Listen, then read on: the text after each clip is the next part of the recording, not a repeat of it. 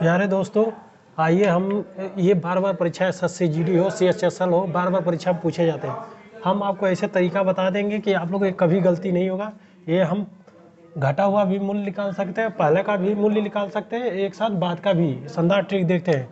पहले सबसे पहले समझते हैं कि जो हमारा प्राइज होता है ना, जो प्राइज होता है वो भार के क्या होता है, व्युत्क्रमानुपाती होता है। ठीक है, तो यहाँ सबसे पहले जब हम इसको सॉल्व करेंगे तो आइए देखते हैं प्यारे दोस्तों। जब हम करें कि सेव के एक मूल्य में 25% की कमी होने से एक ग्राहक को 240 रुपये 2 kg सेव अधिक खरीद सकता है, तो सेव का घटा हुआ मूल्य क्या होगा।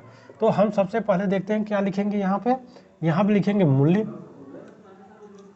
यहाँ पे लिखेंगे मूल्य। ठीक है, एक क्वेश्चन देखते हैं और फिर दूसरे क्वेश्चन में आपको एकदम समझ में आ जाएगा और कोई तरीका नहीं, जल्दी से आप हल कर सकते हैं। तो मूल्य लिखेंगे, यहाँ लिखेंगे पहले का मूल्य और यहाँ लिखेंगे बाद का मूल्य। ठीक है दोस्तों, यहाँ का लिखेंगे पहले का मूल्य, यहाँ लिखेंगे बाद का मूल्य। ठीक है, पहले हम देखते हैं, पहले कोई भी चीज़ अपने आप में कितने होते हैं, 100%। आप देखिए सेव के मूल्य में 25% की कमी होने से, 25% कमी मतलब 100 से 25 हो गया, मतलब 75% की कमी हो जाती है। ठीक, ये मूल्य हो गया। अब हमने बताया कि मूल्य जो प्राइस होता है वेट के व्युत्क्रमानुपाती, मतलब भार, जो भार है हमारा, जो ये 2 kg ले आते हैं, 4 kg, ये भार में होता है। तो भार जब हम ले आते हैं तो यहाँ भार में कमी हो रही है, तो ये परसेंट से परसेंट काट देंगे।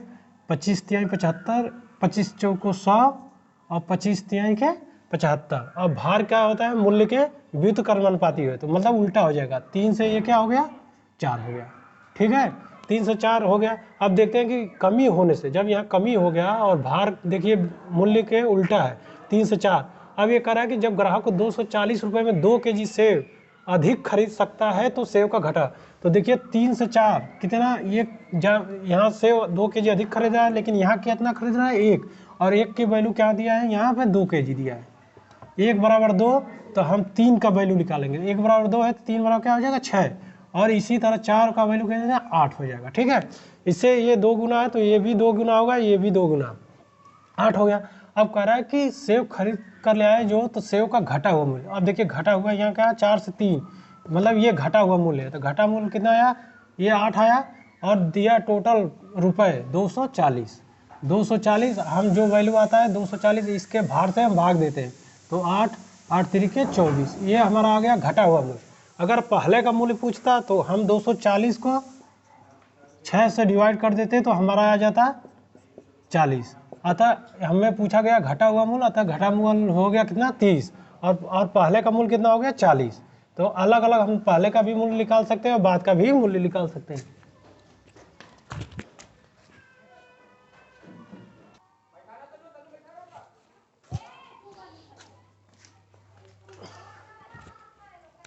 आइए चलते हैं दूसरे क्वेश्चन पर। अगर पहले क्वेश्चन में समझ में नहीं आएगा तो दूसरे क्वेश्चन में आप लोग को समझ में जाएगा। देखिए चावल के मूल्य में 25% की कमी होने पर कोई व्यक्ति 600 रुपये में 10 kg अधिक खरीद सकता है, तो चावल का प्रति किलोग्राम घटा हुआ मूल्य ज्ञात कीजिए। ठीक है, तो हमने सबसे पहले कहा है, यहाँ लिखेंगे क्या, यहाँ मूल्य लिखेंगे, यहाँ पहले लिखेंगे, यहाँ बाद में लिखेंगे। ठीक, पहले मूल्य क्या कितना है, 100%, और बाद का हो गया 25% कमी। तो परसेंट से ये परसेंट है, परसेंट से परसेंट गया, 25 चौको 100, 25 तिहाई 75। यहाँ भार बताए थे कि जो भार हमारा रहेगा उल्टा। देखिए आप लोग जल्दी से इसको लगा सकते हैं मन में भी। अगर ये उल्टा हो जाएगा तो 3 से कितना हो गया, 4, भार उल्टा है मूल्य का बताए हैं, जो हमारा भार है मूल्य का उल्टा हो गया। अब देखिए ये कह रहा है कि जब कोई व्यक्ति 600 रुपये में 10 kg अधिक खरीद सकता है तो चावल का प्रति किलो घटा 10 kg। जब देखिए 3 से 4 हुआ था, कितने, एक की, मतलब एक की 3 से 4 हुआ, 100 से पहले कितना हुआ, बाद में 75 हो गया, तो 4 से 3 की कमी हुई। यहाँ 3 से 4 हुआ तो एक होगा, लेकिन एक अधिक नहीं हुआ, 10 kg अधिक हुआ। एक की वैल्यू दिया है 10, तो 3 की वैल्यू आप यहाँ से नहीं निकाल सकते। 3 का वैल्यू 30 और 4 का वैल्यू 40। देखिए यहाँ 3 से 4 हुआ, मतलब 1 की वृद्धि हुई, लेकिन कह रहा है 1 की वृद्धि नहीं हुई, 10 kg अधिक हुई। तो 10, 1 की वैल्यू 10, तो 3 की वैल्यू 30 और इसकी 40। अब हमसे पूछा क्या है, चावल का प्रति किलो घटा हुआ मूल्य। अब देखिए यहाँ 4 से 3 हुआ, ये मूल्य था तो 4 था पहले, फिर बाद में 3 हुआ, तो इसी का मूल्य हमें पूछ रहा है। तो ये 40 हो गया, 40 हो गया, और कितना है 600 रुपये। तो हम 600 रुपये, आप लोग बताएं, रुपये ऊपर रहेगा और जो वेट आएगा उसको 40 से हम भाग देंगे, तो 4 से 4 हो गया 15, ये कितना आ गया हमारा 15।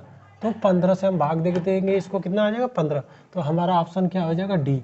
देखते हैं कितने आसानी से। अब हम एक अलग तरीके से आपको क्वेश्चन एक दूसरा और बताते हैं, तीसरा नंबर है जो उसमें अलग पूछा गया है, तो ये आसानी से आप लगा सकते हैं। देखिए सबसे पहले हम लिखेंगे पहले और बाद का मूल्य। पहले हम 100% मानेंगे, फिर बाद में कमी हुई 25% की, 25% कमी ले लेंगे। ठीक, इसको रेशियो में छोटा कर देंगे, 4 और 3 हो गया। और देखिए मूल्य सीधे भार का उल्टा होता है, मूल्य उल्टा कर दीजिए, 4 से 3 हुआ तो 3 से 4 हो गया। अब ये कह रहा है कि 3 से 4 वृद्धि हुई है, 600 रुपये में जब बेचते हैं तो 10 kg अधिक खरीद कर ले आता है। 10, एक की वैल्यू 10 दिया है तो 3 का वैल्यू 30 हो जाएगा और 4 का वैल्यू 40 हो जाएगा। अब इसका मूल्य पूछा है तो आप इसका मूल्य निकालेंगे। अगर पहले वाला का पूछता तो 600 रुपये और 30 से इसको भाग देते तो इसका आंसर हमारा 20 आ जाता। तो पहले का भी इससे हम निकाल सकते हैं आसानी से, बाद का भी। ये देखिए एसएससी जीडी में बार बार परीक्षा में आता है, ये कम से कम 1-2 क्वेश्चन रहता है, आप लोग आसानी से हल कर सकते हैं। और जैसे कि पहले का भी इससे इस शानदार ट्रिक से निकाल सकते हैं और बाद का भी निकाल सकते हैं। एक और दूसरा तरीका है, लेकिन उससे गलती होने का चांस ज़्यादा रहता है, इसलिए हम ये बताए हैं, इससे कभी नहीं गलती होगा। तुरंत लिखिए मूल्य, फिर पहले का, फिर बाद का, फिर भार को उल्टा कर दीजिए और देखिए कितना वृद्धि या कमी हुई है, उसका वैल्यू दिया रहता है यहाँ पे, उसके बराबर करिए और एक का वैल्यू निकाल दीजिए, पहले का भी निकल जाएगा मूल्य और बाद का मूल्य भी निकल जाता है। आप लोग नोट कर लिए होंगे। आइए चलते हैं हम तीसरे अपने क्वेश्चन पर देखेंगे, तीसरा क्वेश्चन कैसा है, और तीसरे क्वेश्चन में थोड़ा सा अलग है। आइए देखते हैं।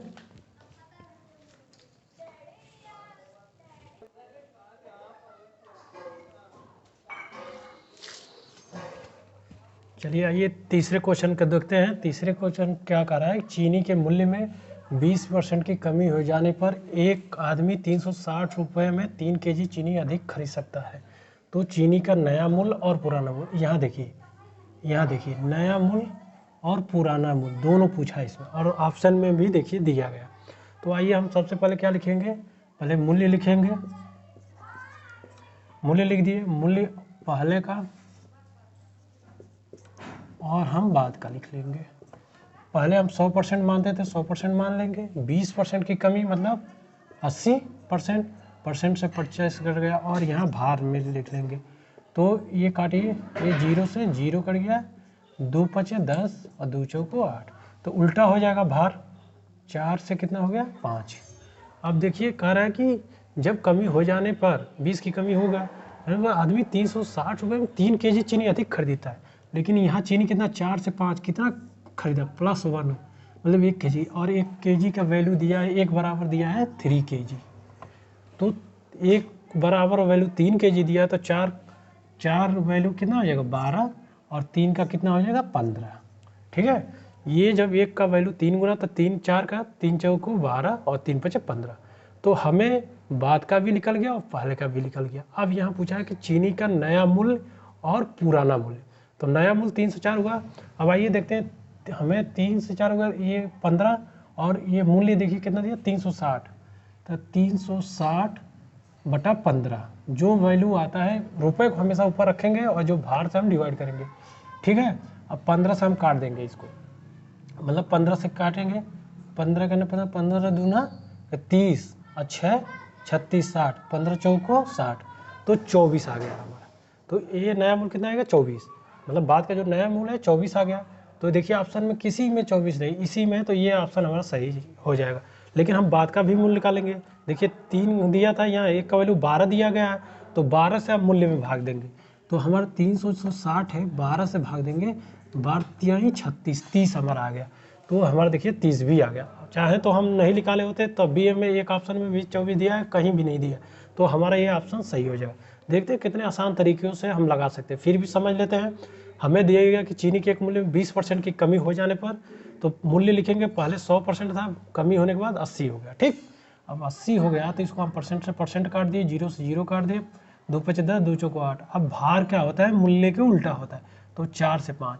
अब कह रहा है कि जब 360 रुपये में देता है तो 3 kg चीनी अधिक खरीदता है, लेकिन यहाँ कितना, 1 का अधिक खरीदता है। 1 का वैल्यू 3 दिया है, तो 4 का वैल्यू निकालेंगे 12 आ जाएगा, 5 का निकालेंगे 15 आ जाएगा।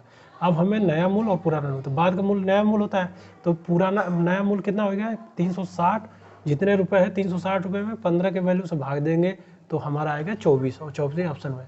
और पहले का मूल घटा हुआ मूल्य, पहले का मूल्य निकालेंगे तो हमारा 360 है, इसका वैल्यू 12 है, तो 12 से भाग दे देंगे तो हमारा ये आ जाएगा। कितने आसानी से आप लोग सॉल्व कर सकते हैं। अगर अच्छा लगे दोस्तों तो मेरे चैनल को जरूर सब्सक्राइब और लाइक कर दीजिएगा, ठीक है।